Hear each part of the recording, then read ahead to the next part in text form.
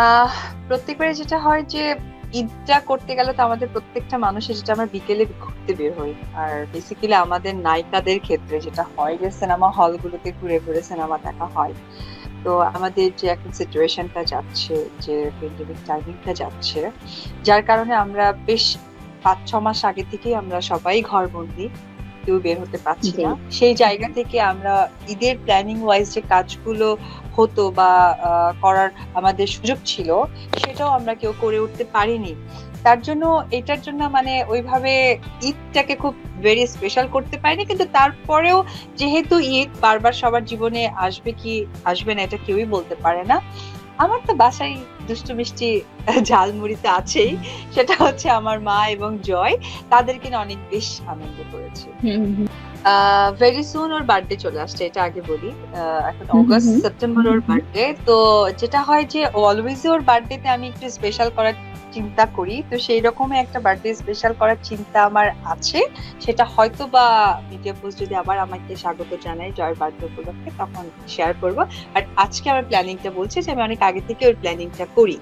আচ্ছা আর আচ্ছা। তার থেকে বড় কথা হচ্ছে যে আহ ওকে নিয়ে ওইরকম কিছু না আমার প্ল্যানিং, কারণ আমি সবসময় চাই যে বেশি প্ল্যানিং করা, বেশি বিস্তৃত কোনো কিছু নিয়ে ওকে চিন্তা করাটা, এটা আমার সঠিক মনে হয় না। তাতে করে হয় যে একটা বাচ্চার শেখার বিষয় থাকে, এখন যেহেতু সে হুম 4-এ হুম পড়ে হুম যাচ্ছে, হুম ওই জায়গা থেকে আমি ওকে এখন অলওয়েজ যেটা অনেক বেশি প্রেফারেবল করি যে তুমি পড়াশোনা করো, যেহেতু তার স্কুল বন্ধ অনেকদিন হয়ে যাচ্ছে, আদৌ কখন খুলবে বা খুললেও আমি তাকে পাঠাতে পারবো কিনা, সেই জায়গা থেকে আমি আসলে ওকে একটু সময় দিচ্ছি, আমার মা ওকে সময় দিচ্ছে, আমরা যেটা করছি অনেক খেলাধুলা করছি। আর এখন যেটা বাচ্চাদের প্রবলেম গুলো হয় ম্যাক্সিমামে হুম ফেস হুম করে, হুম সেটা হুম হচ্ছে যে হুম। বাচ্চারা এখন ট্যাব এন্ড টিভির সাথে অনেক বেশি রিলেটেড থাকে, সেইটা থেকে জি। আমি আসলে একটু দূরে রাখার ট্রাই করছি। আহ প্রথমেই বলবো আমার মা নাচ শিখতে চেয়েছিলেন, কিন্তু ব্যাড হুম লাক, হুম আমার হুম মা তার ফ্যামিলির বড় মেয়ে, তার ছোট ছোট 7টা ভাই বোন, অর্থাৎ আমার মারা 8 ভাই বোন। তো সেই জায়গা থেকে আমার মা এই নাচের জায়গাটা একদমই ফুল আপ করতে পারেনি। আর লাকিলি আমি আমার পরিবারের সবার ছোট, সেই জায়গা থেকে আমাকে ছোটবেলা থেকে মা নাচ শিখিয়েছেন। নাচের আমি বেসিক্যালি নৃত্যশিল্পী হতে চেয়েছিলাম। তো যেটা হয়েছে, আহ নৃত্যশিল্পী হয়ে কখন কোন দিক থেকে যে নায়িকা হয়ে গেছে এটা বুঝতে পারিনি। বাট বাট আমার কাছে মনে হয়েছে যে ঠিকই আছে, এখানেও তো নাচ আসছে। বিকজ হুম আমি হুম হুম ছোটবেলা থেকে হুম নাচ হুম অনেক বেশি পছন্দ করতাম, আমার মা যেতে চাইতেন, আর আমি আমার মাকে অনেক বেশি ভালোবাসি। তো সেই জায়গা থেকে আমার মা অনেক বেশি আমাকে সাপোর্ট দিয়েছে। আর সাথে একটি লোকের কথা আমি বলবো, সেটা হচ্ছে আমার কাকা, উনি মারা গেছেন আজকে 8-9 বছর হয়ে যাচ্ছে। আমার কাকা অনেক বেশি পরিশ্রম করতেন যে আমি কিভাবে নাচ শিখবো, কোন প্রোগ্রামে যাব, কোন ড্রেস আপ করবো, বিকজ তুমি নিজেও নাচের মেয়ে, তুমি জানো একটা নাচ করতে হলে কতটা খরচ হয়, বিশেষ করে তার ড্রেস, তার এক্স্যাক্টলি। গেট আপ এর উপরে। তো ওই জায়গা থেকে অনেক বেশি আমাকে তারা হেল্প করেছে। 100% আমার মার ছিল। আমার বাবার কখনো ইচ্ছে ছিল না যে আমি নাচ শিখি, আইদার হিরোইন হই বা এই ধরনের প্রফেশনে যাই। বাট আমার মা অলওয়েজ চেয়েছিল যে আমার মধ্যে যেন সে তাকে দেখতে পাই। করতেও পারি না, বাট মা আমাকে নিয়ে দাঁড় করাই দিত। এবং অনেক সময় হতো যে যেহেতু বাচ্চা মানুষ, আমাদেরকে মন খুশি করার হুম জন্য হুম হলো কিছু চকলেট বা কিছু প্লেট, বিশেষ করে কাপ সেট, প্লেট সেট, এই গিফট গুলো পেতাম, তো ইন্সপায়ার হতাম। পেয়েছি আরো হয়তো বা কিছু প্লেট সবার আদরে। এবং মাও অনেক হুম সাপোর্ট হুম করতো, আচ্ছা ও যেটা চাই। এই কারণেই আসলে হয়ে উঠেছে। বেশি নাম করা, যেমন রাজশাহীর আম সবাই এক বাক্যে বলে, এক্স্যাক্টলি। কুমিল্লার বলে, তেমন নাটোরের রসগোল্লা। তো এই ধরনের জায়গা থেকে এটা তো ঐতিহ্যবাহী। আমি জানি না আমি কতটুকু বগুড়ার সুনাম অর্জন করতে পেরেছি, বাট আমার কাছে মাঝে মাঝে মনে হয় যে মানুষ যে আমাকে ভালোবাসাটা দেন, যে সম্মানটা করেন, হুম যে হুম হুম শ্রদ্ধাটা দেন, এবং আমার প্রত্যেকটা বিপদে তারা যেভাবে আমার পাশে থাকেন, আমার কাছে মনে হয় যে এটা আমার কাছে অনেক বড় একটা প্রাপ্তি। স্টার সুপারস্টার হয়তো কোনো কাজের মধ্যে দিয়ে হওয়া যায়, সেই কাজটা যখন শেষ হয়ে যায় তখন হয়তো বা সেটা মানুষ নাও মনে রাখতে পারে, কিন্তু আমাকে ভালোবেসে আমার বিপদ আপদে ভালো মন্দে সহযোগিতা করাটাই আমার কাছে মনে হয় যে সবচেয়ে বড় প্রাপ্তি। তো আমি যখন বগুড়ায় যাই, হুম বেশ বাবা মারা যাওয়ার পরে আমার দুবার যাওয়া হয়েছিল, এরপরে আর কন্টিনিউ যাওয়া হয়নি কাজের জন্য, এরপরে বেবি, সবকিছু মিলে আর যাওয়া হয়ে ওঠেনি। বাট তারপরে যতটুকু সময়ের জন্য আমি যাই আমার কাছে মনে হয় যে এত তৃপ্তি লাগে যে আমার পরিবারের লোক ছিল আগে 8 জন, বাট এখন বগুড়া ঢুকলে আমার কাছে মনে হয় যে বগুড়াতে যত লোক আছে প্রত্যেকটা লোকই আমার পরিবারের এক একটা মানুষ। হ্যাঁ, এটা একটা ভালো কথা। সেটা হচ্ছে যে আমাদের জাস্ট মার্চের 28 তারিখেই হওয়ার কথা ছিল সিনেমাটা রিলিজের, কিন্তু আনফরচুনেটলি আমাদের মার্চের 20 তারিখ থেকেই লকডাউন শুরু হয়ে গেছে 8 দিন আগে। তো তার জন্য ওটা রিলিজ করতে পারিনি। আর সিনেমাটা যেহেতু RTV প্রযোজনায়, সো ওনারা ডিসাইড করতে পারবে যে কবে নাগাদ ওনারা রিলিজ করতে পারেন। তবে আমার সাথে যে লাস্ট ডিসকাশন হয়েছিল তারা হলে রিলিজ করবে। এরপরে যেহেতু আমাদের বড় একটা লকডাউন এবং এই সিচুয়েশনে আমরা যোগাযোগ খুব একটা আমার সাথে করতে পারিনি, বিকজ যোগাযোগ তখনই হয় যখন আমরা কাজে ইনভলভ হতে পারবো। যেহেতু কাজ থেকে আমরা অনেকটা দূরে, সো যোগাযোগটা হয়নি। I am not sure that time যে ওরা কি ওয়েতে রিলিজ করবে, বাট ভেরি সুন আমার সাথে দেবাশিস দার পার্টনারকে কথা হয়েছে। দাদা ওই সিনেমার রিলিজ নিয়ে চিন্তা করছিলেন। হোপফুলি ওনারা কিভাবে রিলিজ করবেন সেটা আমরা সবাই জানতে পারবো। এবং টিকিট কিনতে গিয়ে ছালাছালি করবে এবং একটা সময় লাস্ট গিয়ে বলবে যে ভাই আমি 10 টাকা বেশি দিচ্ছি না, তারা অর্থাৎ হাউসফুল হবে, যেটা আমি শুরু থেকে পেয়ে এসেছি। ইনফ্যাক্ট লাস্ট আমি 2016 যে কাজ করে গেছি তখন পর্যন্ত আমি এটা পেয়েছি, বা 16 এর পর থেকে খুবই নাজুক অবস্থায় চলে গেছে ইন্ডাস্ট্রি। তো ওই জায়গা থেকে আমার কাছে অলওয়েজ না ওই ড্রিমটাই মনে হয় যে বড় একটা পর্দা, এরকম করে দর্শক তাকিয়ে তাকিয়ে দেখবে, জোরে জোরে আওয়াজ হবে, দুশো আওয়াজ হবে, মানে ফিল মনে হয় যে ইয়েস আমি হিরোইন, মানে আমার সিনেমা চলছে। কিন্তু সিচুয়েশন ওয়াইজ আমাদের কাজ করতে হয়। লাইক আজকে যে আমরা আড্ডা দিচ্ছি লাইভ, এটা কিন্তু দর্শক রিলেটেড, দর্শক দেখতেও পাচ্ছে, আমি জানতেও পারছি, কিন্তু যে যার ঘর থেকে করছে। বাট এই সিচুয়েশনটা না হলে হয়তো আমরা স্টুডিওতেই যেতাম, স্টুডিওতে আমাদেরকে প্রোগ্রামটা করতে হতো। তো পরিস্থিতির সাথে নিজেকে মানিয়ে কাজ করা বা সেই কাজটাকে মেনে নেওয়া, এটা যদিও বুদ্ধিমানের কাজ। তো সেই জায়গা থেকে মন থেকে বলতে পারবো না যে টিভি প্রিমিয়ার গুলো আসলে পজিটিভ, বাট পরিস্থিতির সাথে বলবো যে দর্শক আমাদের সাথে রিলেটেড থাকুক কাজের মধ্যে দিয়ে। তো হয়তো বা টিভি প্রডিউসার, আমার চোখে প্রডিউসার মনে হয় যে অগণিত কিছু। কারণ আমি একটা সিনেমা করেছিলাম স্বামীর সংসার, সেই সিনেমার আমার অনেক পছন্দের একজন কোয়ার্টার্স ছিল, সেটা হচ্ছে ববি খান। তো আমি অলওয়েজ, আমাদের ক্যারেক্টারটা ছিল যে আমরা মা মেয়ে, তো সবসময় দুজনের কাছাকাছি অ্যাক্টিং করতে হয়েছে যেহেতু আমরা মা মেয়ে। আর তার থেকে বড় কথা আমাদের ক্যারেক্টারটা ছিল এরকম যে একটা সময় আমার মাও ছিল লয়ার, আমিও লয়ার, এবং আমার বাবাকে নিয়ে আমাদেরকে লড়তে হয়। অর্থাৎ আমার বাবা আমাকে রেখে চলে গেছে, তো আমার মা স্ট্রাগল করে আমাকে বড় করেছে। এই সিনেমাটা যারা দেখেছেন তারা আমার গল্পটা বুঝতে পারবেন। কিন্তু আমি যেটা বলতে চাচ্ছিলাম যে সবসময় যেটা আমি বর্তমানের কাছ থেকে আমি যেটা পেয়েছি সেটা হচ্ছে যে পজিটিভিটি, যে সবসময় তুমি নিজেকে মনে করবে যে আমি পজিটিভ কোনো কিছু করবো বা যুক্তি দিয়ে কোনো কিছু করবো, এটা ভালো। আর ম্যামের সাথে কাজ করে তো মানে সত্যি কথা বলবো যে আমি অনেক লাকি, আমি অনেক বেশি এক্সপিরিয়েন্স হয়েছে যে উনি যেভাবে আমাকে বোঝাতেন, যেভাবে আমাদের সাথে কাজগুলো করতেন, সত্যি আমি অনেক বেশি লাকি।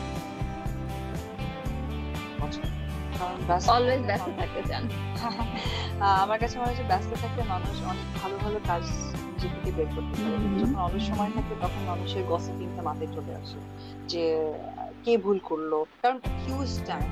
আমি বিগত সময় এমন হয়েছিল, আমার একটা এক্সপেরিয়েন্স ছিল এরকম যে আমি সকালে মানে 10টা থেকে দুপুর 5টা অব্দি একটা প্রোডাকশনে কাজ করেছি, 5টা থেকে রাত 10টা অব্দি একটা প্রোডাকশনে কাজ করেছি, আর রাত 10টা থেকে ভোর 5টা অব্দি একটা প্রোডাকশনে কাজ করেছি। তো ওইখানে আমার জড়ানো আছে যে আমি, সেটা ছিল 3 নম্বর ফ্লোরে আমাদের অফিসে। আমি টানা 5 দিন এভাবে কাজ করছি। আমি 5 দিন আগে একটা মেকআপ নিয়েছিলাম, সেই মেকআপটাকে রিটাচ করে গেট আপ চেঞ্জ করে করে করে করে আমি 3টা না 4টা সিনেমার কন্টিনিউটি আমি এইভাবে শুটিং করেছি। আমার কাছে মনে হয় যে আমাদের ইন্ডাস্ট্রিতে না আর্টিস্ট সংকট, তো যেহেতু আর্টিস্ট সংকট, সেই জায়গা থেকে কাজের সংখ্যাটা যদি বেশি না থাকে তাহলে আমরা অনেক বেশি রান করতে পারবো না। আমাদের যদি হিউজ আর্টিস্ট হতো তাহলে হয়তো বা আমি বেছে করব, শুনে করব, সেটা ভালো ছিল।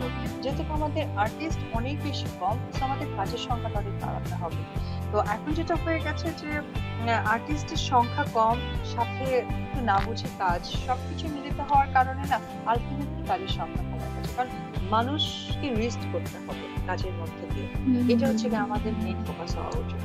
কারণ একটা সিনেমা যখন কোনো দর্শক দেখতে আসে তখন সে উপভোগ করতে আসে, সে কিছু জ্ঞান নিতে আসে, তাদের কিছু ব্যক্তিগত ফিলিংস এই সিনেমা বা গল্পের মধ্যে শেয়ার করতে আসে।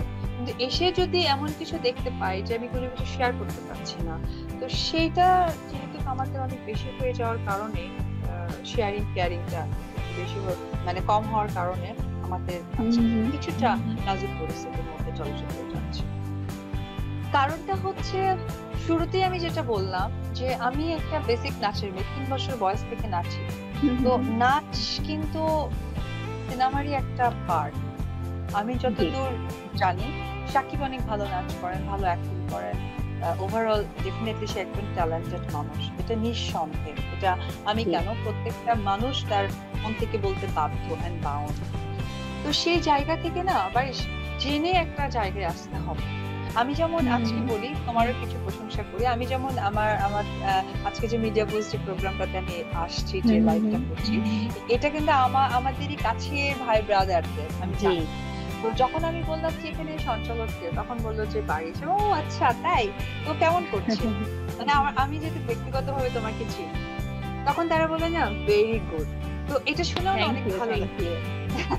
তো ওই জায়গা থেকে যদি জেনে তুমি আসছো বিধায় কিন্তু তারা ভেরি গুডটা বলতে পারলো। তো সেম থিং আমরা যারা আর্টিস্ট, যে আমাদের বিগত দিনের নায়িকারা, যেটা আমি বলবো শাবানা ম্যাম, বরুণা ম্যাম, কবরী ম্যাম, সুচয়তা ম্যাম, তো ওনাদের কিন্তু একটা স্টাইল ছিল, ওটাকে ফলো করেছে। যেমন মানে কবিতা ম্যাম মানে কিন্তু একটা স্টাইল ফিল হতো, শাবানা ম্যাম মানে ওনার একটা স্টাইল ফিল হতো, তারপরে হচ্ছে কবরী ম্যাম মানে একটা মিষ্টি হাসি, এই হাসিটা আমরা অনেকেই যেমন খুশি তেমন সাজাতেও কিন্তু নিজেকে প্রেজেন্ট করেছি।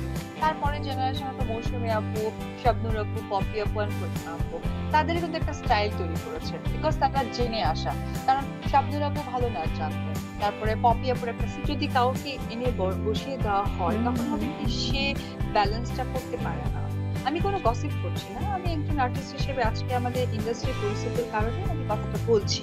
তো ব্যালেন্সিং এর ব্যাপার থেকে আমি একটা কথা বলতে চাইবো যে প্লিজ, এখনো আমাদের সময় আছে, এখনো আমাদের ঢের সময় আছে, ইন্ডাস্ট্রি যেহেতু বেঁচে আছে, মানে অ্যাটলিস্ট চলচ্চিত্রের নামটা মানুষ দিচ্ছে, এখনো যারা জেনারেশনে কাজ করছে তারা অনেক ভালো কাজ করছে। কিন্তু ভাই বুঝে কাজ করো, পাবলিক কি চাই, পাবলিক ডিমান্ড কি, যে প্রডিউসাররা কেন চলে যাচ্ছে, প্রডিউসারকে আমাদের রাখতে হবে। আমার সাকিবের অনেক সিনেমা আছে যে প্রযোজক আসছে রিক্সা করে, আমাদের সিনেমা করে সে একটা গাড়ি কিনেছে আর বাড়ি কিনেছে, তারপর ওই প্রডিউসার কিন্তু আমাদেরকে বেশি দাম দিয়েও নিয়েছে। তো আমাদের এখনকার আর্টিস্টদের ক্ষেত্রে, বা আমরা তো হয়তো অল্প বেশি কাজ করছি, বা যারা রেগুলার বেশি নিজেকে ইনভলভ করতেছে, তাদের এমন সিচুয়েশন তৈরি করা উচিত যে প্রযোজক আসবে রিক্সায়, নিয়ে যাবে এখান থেকে গাড়ি, দেন সে ইনভেস্ট করবে, ইন্সপায়ার হবে। মোর ইম্পর্টেন্ট একটা চলচ্চিত্র কিন্তু না থাকলে আমাদের কিন্তু কালচার থাকতো না, কালচার না থাকলে কিন্তু সন্ত্রাসী, মারামারি, হানাহানি, রাহাজানি এটা বেড়েই যাবে, মানুষ ডিপ্রেশনে ভুগবে। এই যে 5 মাস আমরা লকডাউনে ছিলাম, আমার কাছে মনে হয় যে 5 মাস লকডাউনে আমি টিভি খুলে বা আমার কোনো না কোনো মুভি দেখতে পেতাম। আলটিমেটলি কিন্তু থাকতে হয়েছে, যে চলচ্চিত্র হোক বা কিছু হোক, মানে কালচার বা মিডিয়ার মধ্যেই কিন্তু মানুষকে ইনভলভ করতে হয়েছে, কারণ এটা রিফ্রেশ করে মানুষকে, চিন্তা শক্তি কমিয়ে দেয়, মানুষের ভিতরে আনন্দ আনে। তো ওই জায়গা থেকে আমি রিকোয়েস্ট করব যে যারা যারা আমরা কাজ করছি এখনো, আমরা বুদ্ধি নিয়ে বিবেচনা নিয়ে কাজ করি, যাতে প্রযোজকরা থাকেন এবং ইনভেস্ট করতে আসে। সত্যি অনেক বেশি কষ্ট লাগে যেদিন ফার্স্ট নিউজটা দেখলাম যে এপিসোড 3 এবং 4 নম্বর ফ্লোরটা ভাঙা হচ্ছে, মানে সেই দিন আমার অনেক বেশি খারাপ লেগেছিল। কারণ এইখানে আমি না, আমার থেকে অনেক অনেক অনেক সিনিয়র পার্সন যারা, তাদের স্মৃতি লুকানো আছে, এবং অনেক কিছু আর্টিস্ট আছে যারা আজকে আমাদের মাঝে নেই, তাদেরও কিছু স্মৃতি আছে মেকআপ রুমে বা শুটিং সেট বানানোর পর। বিশেষ করে আমাদের যেটা হতো শুটিং এ যখন লাঞ্চ আওয়ারটা দিত, ঠিক ফ্লোরের সামনে ফাঁকা জায়গাটাতে বসে সবাই খাবার খেত টেবিল, হ্যাঁ, তো এটা একমাত্র এই 3 এবং 4 নম্বর ফ্লোরের সামনেই একটা বড় স্পেস আছে, যেটা 1 আচ্ছা। নম্বর ফ্লোরে নেই, 2 নম্বরে নেই, 7 নম্বরে নেই, 8 নেই, 9 নেই, অনলি ফর 2টা ফ্লোর ছিল, 3 এবং 4, যেটা স্পেস ছিল। তো কষ্ট লাগে যে স্মৃতিগুলো নেই। আজকে সাথে সাথে সেই কাছের লোকগুলো নেই, যাদের সাথে সকাল 10টা হলে একসাথে মেকআপ দিতাম, রাতে 10টা হলে হয়তো বাই বাই দিতাম, ঘরে এসে টায়ার্ড থাকতাম, ঘুমিয়ে পড়তাম, এন্ড 6টা বাজে সাথে সাথে ফ্রেশ হয়ে বেরিয়ে যেতাম। অর্থাৎ তারাই আমাদের পরিবারের একজন ছিল। জি। সো ওই জায়গা থেকে অনেক বেশি খারাপ লাগে আমার অনেক বেশি খারাপ লাগে। কারণ আমি যখন ফিল্মে এসেছিলাম 2007-এ, তখন ইন্ডাস্ট্রি একটা অস্ট্রেলিয়ার একটা যুগ যাচ্ছে, যে একটা বাজে সময় যাচ্ছে। সেই জায়গা থেকে আমি সিনেমা করেছি একদম ঢাকা ড্রেস দিয়ে, যে আমার কোথাও পেট বের করা যাবে না, কোথাও এমন কোনো ড্রেস আপ এক্সপোজ করা যাবে না যাতে মানুষ দেখে মনে করে যে না, এটা কেন করবে। তো এই সময় আমাকে অনেক বিতর্কের মুখোমুখি হতে হয়েছে। এমনও হয়েছিল যে ওই সময় শুরুর দিকে বলবো, ও আচ্ছা, তো মা এই জন্য মনে পেট বের করে না। বাট আমি অলওয়েজই চেয়েছিলাম যে আমাদের যে অস্ট্রেলিয়াতে সময় যাচ্ছে, সেই সময়টা যেন আপনি চেঞ্জ করে দেন। চেঞ্জ করে দিতে পারি। তো আমার কাছে মনে হয় যে অস্ট্রেলিয়াতে একটা মেয়ের ড্রেস আপ এবং এক্সপোজ, এছাড়া আর কিছু না। তো সেই জায়গা থেকে আমি করেছিলাম, এবং 2016-তে যখন এসে আমার বেবি কনসেপ্ট করলো, তখন তো আমি একদম লোকচক্ষের বাইরে গেলাম। তো আমি বসে বসে যখন খোঁজ নিতাম, আজকে এই সিনেমা হল বন্ধ হয়ে যাচ্ছে, এই আমি 250টা সিনেমা হল দেখে আমি একদম বেবিকে নিয়ে আড়াল হই। বাট আমি যখন এসেছিলাম তখন 700 সিনেমা হল ছিল, 700। তো ওই জায়গা থেকে এটা বন্ধ হয়ে যাচ্ছে, ওই সিনেমা ফ্লপ হচ্ছে। তখন একজন চলচ্চিত্র কর্মী হিসেবে খুব কষ্ট লাগতো, কারণ চলচ্চিত্র এমন ভাবে রক্তের সাথে আমার মিশে গেছে এবং এমন পরিচিতি দিয়েছে, মনে হয় যে নিজের পরিবারের একটা অংশ। এটা কেন হচ্ছে? উপবিশেষের ক্রেডিটের সাথে আমি দিতে চাই শাকিব খান, কারণ আমি যখন কোটি টাকার কাবিনে ফার্স্ট হিরোইন হিসেবে আসি, এই সিনেমায় আমি তাকে পেয়েছিলাম। তো তাকে পাওয়ার পর যেটা হয়েছিল যে তখনই তো একটা ভালো লাগা কাজ করেছে। তারপরে সেকেন্ড মুভি করলাম, থার্ড মুভি করলাম, এন্ড ফোর্থ মুভিতেই যে ডিসিশনে আমরা গেলাম বিয়েতে, তো তখন হলো কি, সেটার পরে সে অনেক বেশি কেয়ারিং শুরু করলো, যেটা নর্মালি মানুষ করে। খুবই স্বাভাবিক। হ্যাঁ, সেই কেয়ারিংটার সাথে সাথে আমারও কি হলো, ম্যাচুরিটিটা বেড়ে গেল, যে অপু বিশ্বাস অনেক সিনেমা করছে এবং অপু বিশ্বাস একটা হিরোইনের জায়গায় পৌঁছে যাচ্ছে। তখন আমি আমার অবস্থানটা পার্সোনালিও একটা তৈরি করে ফেললাম, যে যেখানে মানুষের ভালো মন্দের কোনো এক্সেসটা থাকবে না। তো তার জন্য আমি 100% লাইভ এন্ড আমি সব জায়গায় কৃতজ্ঞ জানাই যে শাকিব না থাকলে আজকে আমি হয়তো অপু হতে পারতাম না। কারণ একটা সন্তান বড় হওয়ার পেছনে যেমন একটা বাবা মার অনেক বেশি শ্রম থাকে, বাট আজকে আমার অপুর সাথে কিন্তু শাকিবের 100% শ্রম আছে। এটা আমি কৃতজ্ঞ না, এবং এটা বাস্তবতা। মানুষের ভালোবাসা আমার কাছে এটা সবচেয়ে বড় পুরস্কার, কারণ তারা যদি ভালো না বাঁচতেন, আমি ইন্সপায়ার হতাম না। ডেফিনেটলি পুরস্কার মানুষকে কাজের আগ্রহ বাড়ায় এবং কাজের স্বীকৃতি দেয়, বাট তার থেকে আমি মনে করি 100% স্বীকৃতি মানুষের ভালোবাসা। কারণ আমি যখন মানে কোথাও যাই, যখন আমি দেখি যে আমাকে বুক প্রে করে সেলফি তুলছে, আমাকে মানে বলছে কিছু, এটা আমার কাছে অনেক বড় প্রাপ্তি থাকে, যে 10 জন মানুষের মধ্যে আমাকে দেখে সেলফি তুলছে। তো আমি অ্যাওয়ার্ড পাবো, হয়তো কোটি কয়েক লোকের সামনে আমি অ্যাওয়ার্ডটা নিয়ে আমি কিছু কথা বলবো, কিন্তু আমার কাছে সবচেয়ে বড় অ্যাওয়ার্ড, আমি আগেও বলেছি, আজকেও বলতে চাই এবং সারা জীবনই বলবো, আমার কাছে মানুষের ভালোবাসা হচ্ছে সবচেয়ে বড় প্রাপ্তি, সবচেয়ে বড় অ্যাওয়ার্ড। অ্যাকচুয়ালি জুটি তো যেটা আবার হয়ে গেছে, যেমন আমাদের শাবানা ম্যাম, আলমগীর স্যার জুটি কিন্তু হয়ে গেছে, তারপর রাজাক স্যার, কবরী ম্যাম জুটি কিন্তু হয়ে গেছে, শবনুর আপু এন্ড সালমান শাহ জুটি হয়ে গেছে, মৌসুমী আপু সালমান শাহ জুটি হয়ে গেছে, রিয়াজ ভাই, পূর্ণিমা আপু জুটি হয়ে গেছে। বাট নট দ্যাট যে তারা অন্য কারোর সাথে কাজ করেছে। তো জুটি হওয়ার প্রসঙ্গ থেকে কিন্তু শাকিব আপুই নামটা থাকবে, এখানে আর কোনো নাম থাকবে। বিকজ এখানে আরো একটা কারণ আছে, একমাত্র শাকিব অপু জুটির 72টা সিনেমা হয়েছে, যেটা ওয়ার্ল্ড এর কোথাও হয়নি, না হলিউড, বলিউড, এবং ব্যবসায়িক ভাবে সফল।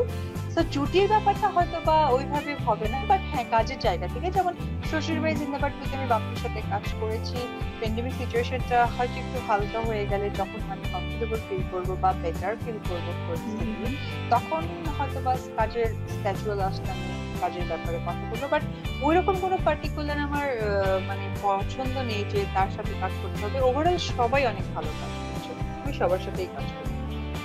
বাপ্পি ভালো ট্যালেন্টেড একজন ছেলে। সবচেয়ে বড় কথা ওর ভিতরে একটা জিনিস আমি দেখেছি, যেহেতু কাজ করতে গিয়ে আমি দেখেছি যে ওর মধ্যে একটা ব্যাপার আছে না, যে ক্যাচিংটা আছে। মানে আমি একটা রোমান্টিক ডায়লগ দিব, তো ওই জায়গাটাতে একটা ক্যাচিং এর ব্যাপারটা, তো সেটা বাপির ভিতরে অনেক ভালো। এবং সে অনেক বেশি মানে হয় না যে হেল্পফুল এন্ড শিখতে চায়। একটা কোনো শর্ট দিয়ে সে হয়তো বা বলতো যে ওপো এই শর্টটা ঠিক আছে বা এরকম দিলে হয়, লাইক হয় না যে দুজনের মধ্যে অনেক বেশি গুড একটা কেমিস্ট্রি। আর সাথে ছিল আমাদের আরো পছন্দের সবারই পছন্দের একজন ডিরেক্টর, দেবাশিস দাদা, একদম যাকে বলা হয় কি বলবো একদম জলি মাইন্ডের একজন ডিরেক্টর। তো সেই জায়গা থেকে বাপি অনেকই ভালো কাজ করে। সবচেয়ে ওর ভালো লাগার বিষয়টা যেটা হচ্ছে ও অনেক বেশি মেইনটেইন করে, যে টাইমিং মেইনটেইন। একটা হিরোইন আসছে, কোন টাইমে আসা উচিত, দেখো কালকে গান হবে, আচ্ছা কোন ড্রেস আপটা করলে ভালো লাগবে। ভালো ওভারঅল মানে ভালো কাজ করছে, তার ফলও কিন্তু সে পাচ্ছে। সে ভালো কাজ করছে, আজকের ডেটে সে ব্যস্ত, অ্যাটলিস্ট তাকে বললে বলে যে আমার সিনেমা হাতে আছে, আমি কাজ করে যাচ্ছি। আলটিমেটলি মানুষ ভালো কাজ করলে সেটার ফিডব্যাক পাবে, সেটা মানুষ ফিডব্যাক দিতে পারবে। আসলে শুরুর দিকে যেটা আমার কাছে মনে হয়েছিল, যে আমি দেখতাম যে অনেকে শুধু মার্কস দিতেন। তো আমার কাছে মনে হয়েছিল যে তখন অলরেডি আমাদের লকডাউনের 1 সপ্তাহ কি 1.5 সপ্তাহ হয়েছে। আমার কাছে মনে হয়েছিল যে মানুষের অনেক বেশি ইম্পর্টেন্ট হচ্ছে খাদ্য। এটা হচ্ছে গিয়ে মানুষের দৈনিক চাহিদা। আপনি যদি তুমি যদি মনে করো যে হচ্ছে কি আমি মাস্ক পরবো না, আমি ঘরে থাকবো, ইনাফ, বাট ঘরে থাকলে খাবারটা তো খেতেই হবে। তো ওই সময় মনে হয়েছিল যে লকডাউন এন্ড করোনা এটাকে মানুষ এমন ভয়াবহতার সাথে নিয়েছিল যে ঘর থেকে কেন, সিঁড়ি থেকেও কেউ নামবে না। তো ওই সিচুয়েশন থেকে আমার কাছে মনে হয়েছিল আমরা যেহেতু আর্টিস্ট, আমাদেরকে যারা ফলো করেন বা পছন্দ করেন, আমাদের একটু কাজের সাথে যারা সহযোগিতার হাত বাড়ান, সেই জায়গা থেকে মনে হয়েছিল যে আমি কিছু লোককে যদি হেল্প করি তাহলে অ্যাটলিস্ট 10 জন এগিয়ে আসবে। এবং আমি যেটা দেখেছিলাম যে আমি যে ডেটটা দিয়েছিলাম ঠিক তার 1 উইক, 1 সপ্তাহের মধ্যেই প্রত্যেকটা প্রতিষ্ঠান থেকে তারা দৌড়ে বেরিয়েছে মানুষকে এই কাজগুলো করার জন্য। তো আমরা যেহেতু একটা মিডিয়া জগতের মানুষ, আমাদের কথা মানুষ ট্রাস্ট করে, মানে আমাদের কথা মানুষ শোনে, তাই আমার কাছে মনে হয়েছিল যে এই একটা গুড মেসেজ যদি আমি ছড়াতে পারি তাহলে হয়তো বা ভালো। দুইটা যে হিরোটা মারা গেলেন তখন থেকে কিন্তু এই প্যান্ডেমিকটা মানুষের মাথায় বেশি ছিল, কারণ আমরা সবাই কিন্তু অলমোস্ট কাজ ছাড়া বসে গেছি, কারো হাতে কিন্তু কাজ নেই, কেউ আমরা ইনকাম সোর্সটা যে হঠাৎ করে বন্ধ হয়ে গেছে। কারণ যত কথাই বলি না কেন, আমরা আর্টিস্ট হচ্ছে কি যখনই কাজ করবো তখনই হ্যাপি থাকতে পারবো, বাট কাজ ছাড়া কিন্তু আমাদের হ্যাপিনেসটা নেই, কারণ আমাদের ফিক্সড কোনো ইনকাম না, এটা আমরা সবাই জানি। আমরা সবাই ম্যাক্সিমাম ফ্রিল্যান্সার, আমাদের ওইরকম কোনো বিজনেস নাই যে আমাদের মাসে সেটা আসবে, বা ওইরকম কোনো জব নেই মাসে সেটা আমাদের আসবে। তো আমরা ইউজ কাজ করবো এন্ড আমরা হ্যাপি থাকবো। তখন আমার কাছে মনে হয়েছিল যে আমি বেশ কয়েকটা প্রোগ্রামের মধ্যে অনেকের সাথে কথা বলেও যেটা আমার কাছে মনে হয়েছিল যে তারা একটু ডিপ্রেশন ফিল হচ্ছে। তো আমি যেটা বললাম যে আমরা নিজেকে যতটা স্বাভাবিক রাখতে পারবো, নিজেকে যতটা স্বাভাবিক করতে পারবো, তাহলে আমাদের সবচেয়ে বড় সাকসেস। তো সুশান্ত সিং রাজপুত যে নামটা আমরা সবাই এখন অনেক বেশি পরিচিত এবং তার কি হয়েছে সেটাও আমরা জানি, সেই জায়গা থেকে আমার কাছে মনে হয়েছিল যে ছোট ছোট কিছু বার্তা দেওয়া দরকার। যারা আমাকে পছন্দ করে, যারা আমাকে ফলো করে, হয়তো বা তাদের এটা কাজে আসবে। আমি তাদের চিন্তা করেই ভেবেছি যে আমি এই পোস্ট গুলো করি, কারণ সবাই আমাকে যারা পছন্দ করেন তারা আমার এই কথাগুলো শুনতে চান। সাথে সাথে আমি সিঙ্গেল মাদারদেরকে নিয়েও কয়েকটা কথা বলেছি, কারণ যেটা হয় যে আমাদের সরকার প্রত্যেকটা সেক্টর এত ভালোভাবে হ্যান্ডেল করছে, হয়তো বা আমার এই কথা কোনো এক সময় যদি তার কানে গিয়ে পৌঁছায় যে সিঙ্গেল মাদার যারা আছেন তাদের জন্য এমন কোনো ব্যাংকিং সিচুয়েশন করবে যে যে ধরনেরই বীমা বা যে ধরনের লোন হোক না কেন, সেখানে সরকার যদি উদ্যোগ নেয় যে তাদেরকে সাপোর্ট দেওয়ার, তাহলে বিজনেস ওরিয়েন্টাল হবে, তাহলে হবে কি আরো অনেক কিছু আমাদের ডিপ্রেশন লাইফ থেকে কেটে যাবে। সাফার ইকবাল স্যার উনি যদি থাকতেন আমি সত্যি সত্যি ওনাকে প্রপোজ করতাম। আর definitely Babita ma'am, because oh my God she is lady very gorgeous and very very smart. না এখনো ভালো লাগছে, ভীষণ হেল্পফুল, নতুন আর্টিস্টরা তো একটুতে হলে ভয় পায় বা কাজটাকে কি করে করবে, যে শেখার যে একটা আতঙ্কটা থাকে, সেটা সে খুব ইজিলি মানুষকে বুঝিয়ে দিতে পারে। তো হেল্পিং ব্যাপারটা অনেক ভালো। ওকে, ও সেটা তো পরবর্তীতে হয়নি না? না, সেটাই হয়ে ছেড়ে দিয়েছি। ও শাকিব খানের সাথেই? মানে শাকিব খান আপনার প্রথম প্রেম? মানে প্রেম বলবো না, আসলে প্রেম করতে পারিনি। প্রেমের মজা নাকি অনেক সুন্দর, আমার বান্ধবীদের কাছ থেকে শুনে আমি না করে ডাইরেক্ট বিয়ে করে ফেলেছি। এখন প্রেমটা ভুলে গেছে, যা করেছে স্ক্রিনে প্রেম করেছি, দেখা বলেছে ক্যামেরা অ্যাকশন, তখন প্রেমের তাকানো তাকিয়ে। আইনগুলোকে অনেক বেশি স্ট্রং করবো, যতক্ষণ না মানুষের শিক্ষা দীক্ষা খুব দ্রুত এগিয়ে যায়। আমি আইনের প্রতি ভীষণ শ্রদ্ধাশীল, আইনকে শ্রদ্ধা রেখেই বলছি। আরো অনেক বেশি strong।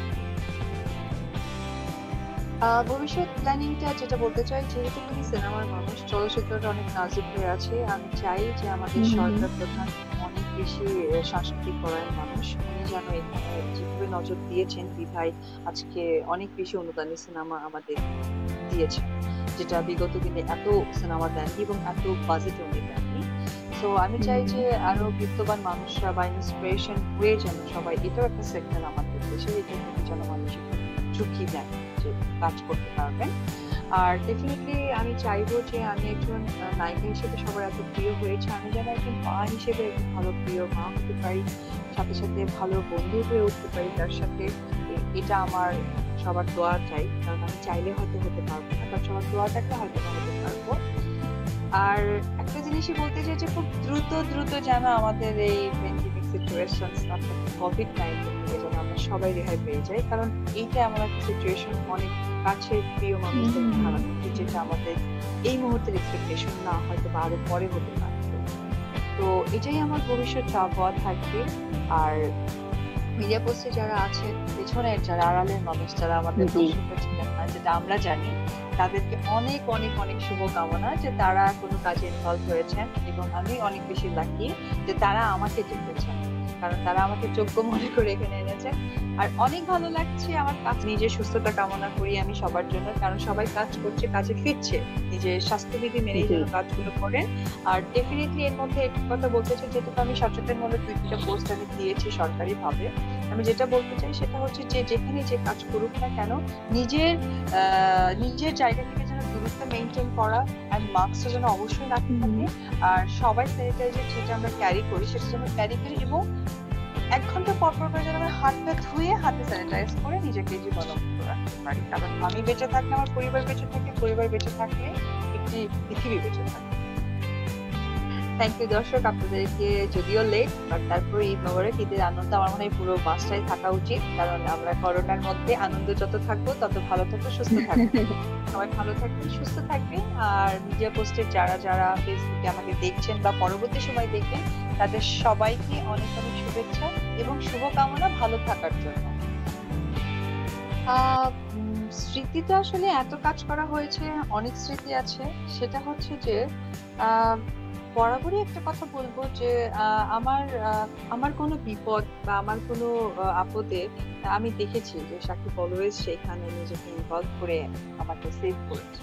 কখনোই আমার খারাপ হোক সেটা সে চায়নি, বাট হয়তো বা গড চাননি যে আমরা একসাথে থাকি বা একসাথে কোনো কিছু হোক।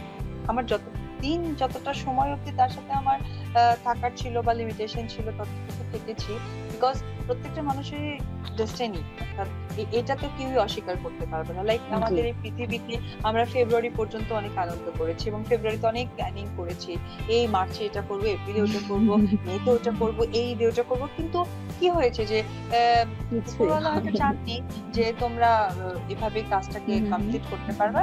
এর মধ্যে একটা আমাদের মহামারী শুরু হয়ে গেল। তো ব্যক্তি জীবনেও কিন্তু এমন হতে পারে। যতদিন তার সাথে আমার সময় ছিল খুবই ভালো ছিল, কখনোই খারাপ যায়নি। তো যতদিন না থাকার তখন আবার হয়তো আমার ডিস্টেন্স তৈরি হয়ে গেছে। তো সেই জায়গা থেকে সিনেমায় প্রচুর আছে। সাকিব একটু কমেডি স্টাইলের, খুব খোলা মনের মানুষ। আমি যেটা দেখতাম যে শুটিং শেষ করে যখন আমাদের রিল্যাক্স, হয়তো বা আমি বলি একটা গল্প বলি, সেটা হচ্ছে যে ব্যাংককে আমরা একটা সিনেমা করতে গিয়েছিলাম, এটা হচ্ছে হিটম্যান। তো ওই সিনেমা শেষ করে আমরা যখন ব্যাক করছিলাম, ব্যাক করার সময় তো আমরা কোরাল আইল্যান্ড গিয়েছিলাম। তো আমি সুইমিং জানি না, এটা সবাই জানে। তো আমার ড্রেস আপটা ছিল শাড়ি। তো আমি করেছি কি ব্লাউজ পেটিকোটের উপরেই লাইফ জ্যাকেট পরে বসে আছে। এটা নিয়ে পুরো একদম ইউনিট হাসাহাসি, যেহেতু আমাদের একটা পুরো বোর্ড ছিল। ওই বোর্ড তো মনে হয় যে আমাদের কি করে হাসাবে। তো অনেকক্ষণ পর মানে শাকিব কয়েকটা শিখাই দেয় যে বোর্ডটা একটু ঝাঁকাস, তো দেখিস কাহিনী। যেই ঝাঁকায় আমি একটা করে চিৎকার দিই, যে দেখে একটা করে চিৎকার দিই। এইটা অব্দি ফান ছিল। কিন্তু আমাদের আস্তে আস্তে অ্যাকচুয়ালি পয়লা থেকে বিকেলের মধ্যেই পাতায়াতে ঢুকতে হয়, বাট আমরা রওনাই করেছি সন্ধ্যার দিকে।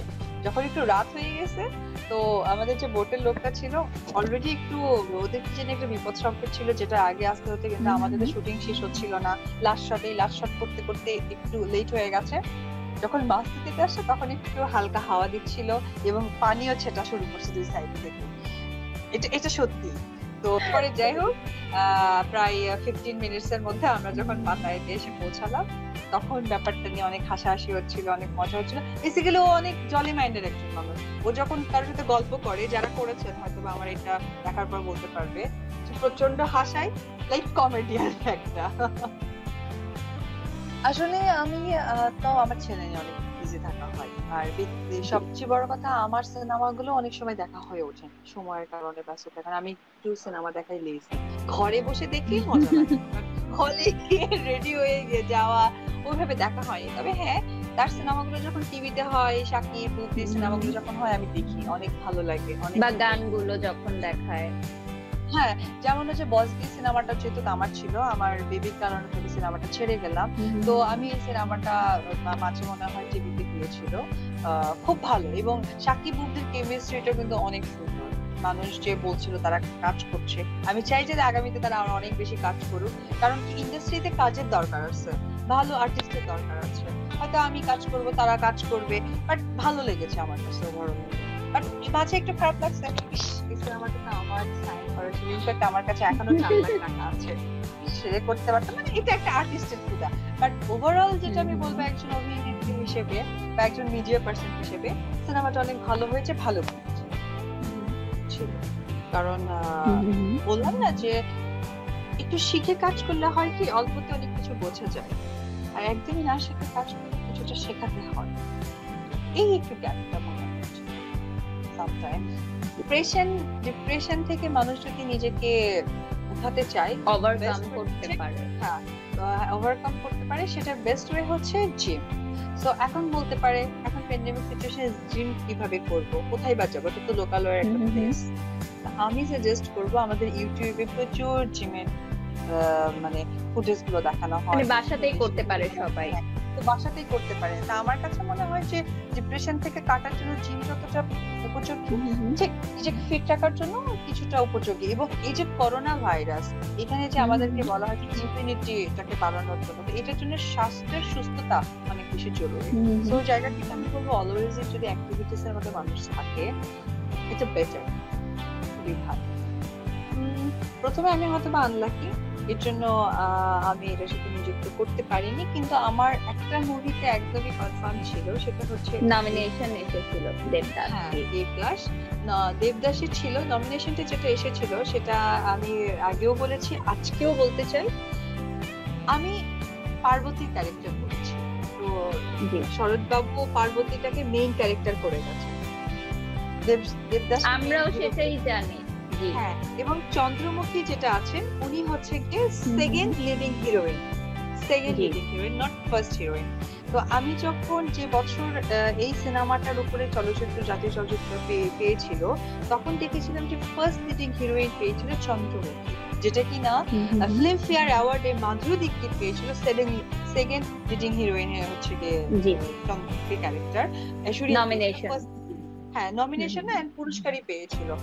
আমাদের বাংলাদেশে যেখানে চন্দ্রমুখীর ক্যারেক্টার ফার্স্ট লিডিং হিরোইনের হয়, সেই দিন থেকেই আমি জাতীয় চলচ্চিত্র পুরস্কারকে অসম্ভব সম্মানিত বোধ করে ভাবি যে আমার দর্শক আমাকে যা দেবে, এটি আমার কাছে সবচেয়ে বড় উপহার। কারণ এটার থেকে আর বড় জাজমেন্ট থাকতে পারে না। আই নো যে এই এটা যারা শুনছেন বা দেখছেন, আমার কথার সাথে হয়তো বা তারা বুঝে যাচ্ছেন যে বিশেষ কি বলতে চাচ্ছেন। এখন পর্যন্ত তো ওই রকম ভাবে কোনো কাজের যেহেতু আমাকে অফার আসেনি, তো যার জন্য এখনো ঘরেই আছি। বাট যেহেতু আগে ছিল স্টে হোম স্টে সেফ, এখন হুম, হুম, হুম। সবাইকে বলা হচ্ছে যে সেফ থেকে কাজ করো। এবং আমিও জি। কয়েকটা গণমাধ্যমের বাইট দিয়েছি সরকারি হুম, ভাবে, হুম। যেখানে আমিও এইভাবে উল্লেখ করেই বলেছি। জি, আগে দেখেছি। বলতাম প্লিজ আপনারা কেউ বাসে যাবেন না, ঘর থেকে বেরোবেন না, বাট আজকে আমি আবার সেটা বলছি যে আপনারা বাসে যাবেন, এই অনুসরণ ফলো করে যাবেন। তো সেই জায়গা থেকে যেহেতু এখনো কোনো অফার আমার আসেনি ওরকম ভালো, বাট যদি অফার আসে ডেফিনেটলি আমি স্বাস্থ্যবিধি মেনেই কাজগুলো করবো। কারণ আমাদেরকে অলরেডি এইরকম ইনস্ট্রাকশন দেওয়া হচ্ছে যে করোনা থেকে হুম, হুম। নিজেদেরকে সুরক্ষিত করে কাজে এগিয়ে যেতে হবে। স্পিচলেস। কান্না করেছিলেন? না, বিকজ আমি ইউজড টু ছিলাম, নাচ করতাম ছোটবেলা থেকে, হুম, টিভিতে হুম, হুম। দেখেছি। বড় একটা মুভি দেখে স্পিচলেস হয়ে গেছি। এটা আমি হারিয়ে যাওয়ার অভ্যাস ছিল। আর এখন মন খারাপ হলে যেটা হচ্ছে যে একটু গেম খেলি আর বেবিকে সময় দিই। তারকা মানে হচ্ছে চোখ দিয়ে দেখা বাট হাত দিয়ে ধরা নয়। হুম, হুম। নিজেকে মেইনটেইন করে ওয়াও! সেই জায়গায় রাখা উচিত যে আমরা সব কাজই করব, বাট পাবলিক থেকে যতদিন হুম। দূরে থাকবো পাবলিকের আগ্রহটা আমাদের প্রতি ততদিন।